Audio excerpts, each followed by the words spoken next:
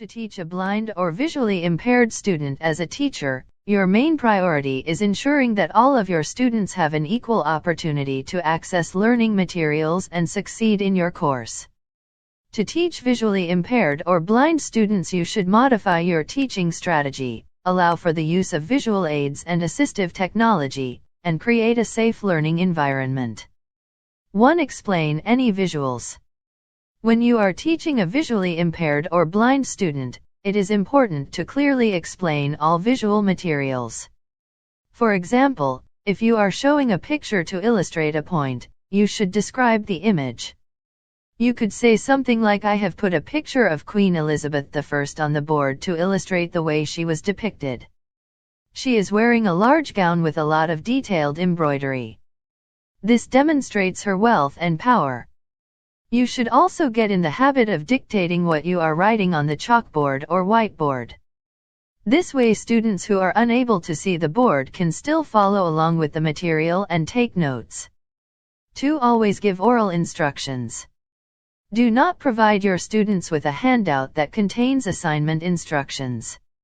Visually impaired or blind students in your class may have difficulty seeing the words and learning what is expected. Instead, you should always give oral instructions for every assignment and activity. 3. Ask students to clap to ask a question. Many classrooms rely on visual cues in order to ask questions or get the teacher's attention. It is very traditional for students to raise their hand if they want to speak during a lesson. Visually impaired or blind students may not notice when their peers raise their hands. Instead, you should replace visual cues with audio cues. For example, you could have students clap twice if they want to ask a question. 4. Provide tactile learning experiences. When you are teaching a class with visually impaired or blind students, you should try and incorporate tactile learning experiences whenever possible. For example, instead of talking about rocks and showing images of different types of rocks, you should actually have physical rocks available in the classroom for the students to touch and handle. This can also be done with different foods, shells, properties of matter, etc. This will allow your students to explore and learn without relying solely on sight. 5. Address all students by name. Students who are visually impaired or blind may not always know who is talking. As a result, you should always address students by their name when you call on them to answer or ask questions.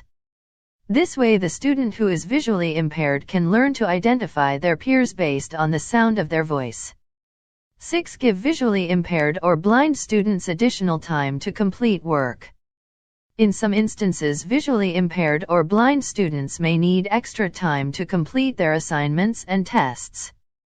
This is typically because reading Braille or using some form of technological aid can take additional time. Although you want to give an appropriate amount of time for visually impaired or blind students to complete their work, you do not want them to use their vision as an excuse to hand in work late. Set deadlines and make sure they stick to them.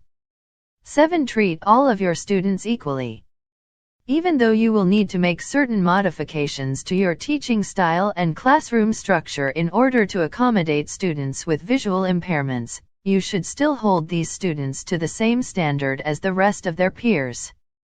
For example, all classroom rules and behavioral expectations should apply to all of the students in the class. Avoid giving special treatment to visually impaired students. 8. Consider the curriculum.